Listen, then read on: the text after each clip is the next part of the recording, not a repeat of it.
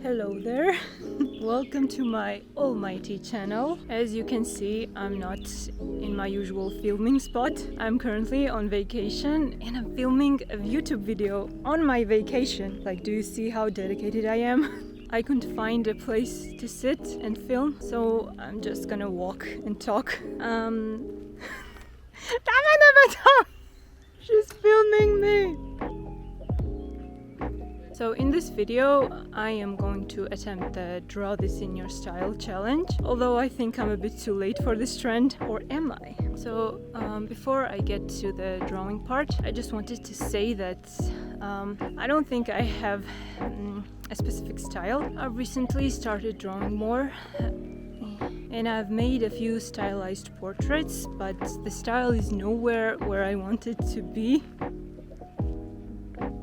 Like, there is some realism to it and it's a bit cartoony, and lately I've been practicing drawing portraits in a more realistic way so that I have a more accurate grasp on the realistic shading and lighting and the realistic face anatomy. I'm still in the process of figuring out what my actual style will be, but overall I prefer a cartoonish style over realism. So now that you kinda have an idea of what my style looks like, let's get to the challenge. I'm going to explain the whole process, starting from finding the references till the end of the drawing. So now let's get to the voiceover.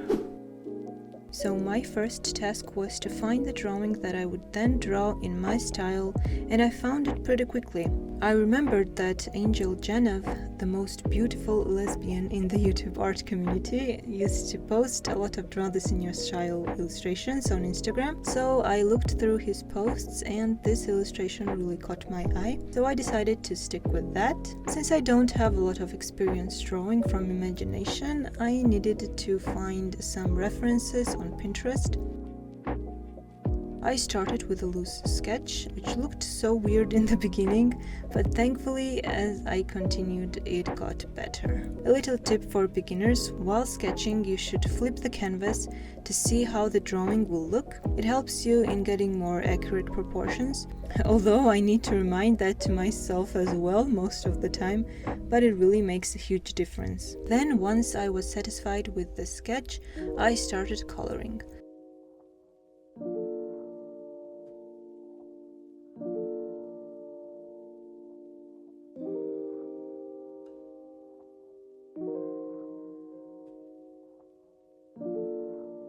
Once I painted the base colors, I started polishing up the details. I love this part of the painting process, when your blurred drawing slowly comes into focus. I really like the color palette, and it's definitely not what I would usually use. I like more earthy and natural colors like green and brown. I would have never chosen these colors myself, but I'm really happy with the way this came out.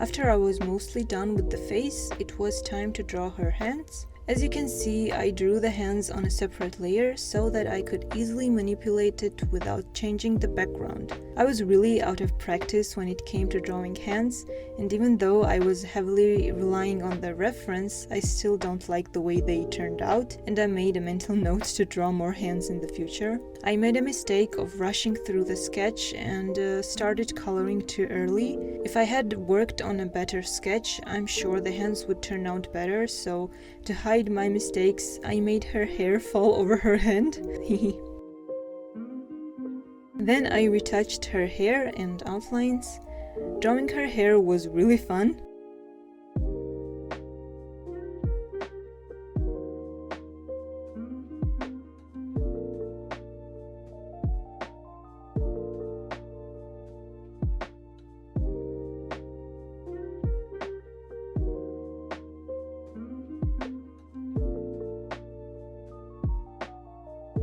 After finishing the overall drawing, I started adding some finishing touches. I adjusted colors to give more depth to the depth to the character.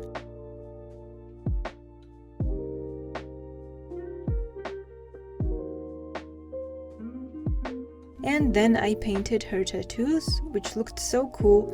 It had a little glowy effect, although I think I could have done a better job with the glowing part.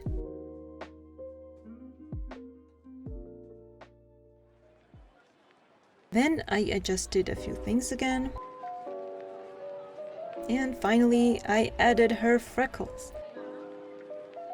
And voila! This is the final result. I'm very happy with how it turned out. Angel, I hope you are proud of me. Not that he will ever see this, but if he ever did, I'm pretty sure he would roast the hell out of it. So to sum up, there are a lot of people here.